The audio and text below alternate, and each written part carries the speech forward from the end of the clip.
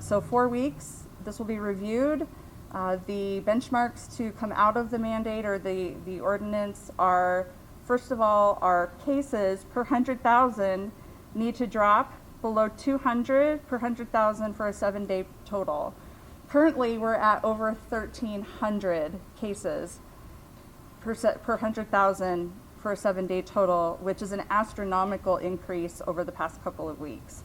Second of all, we want to ensure that hospital capacity is being protected and maintained. So we want hospital capacity to be maintained at 85% for at least 7 days before this expires. Our situation is much different than it was in August.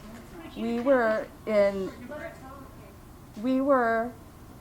a situation where vaccinations were working much better than they are currently. We were in summertime when people were not having the level of infections they are now. Our hospital capacity at that time was keeping up. Right now, we have no hospital capacity. I don't know how to say that strongly enough. And that is something that we really need to focus on.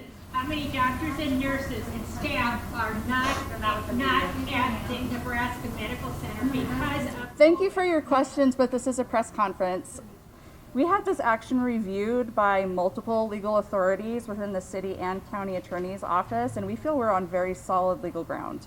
There is a fine and another jail time essentially that is built into that.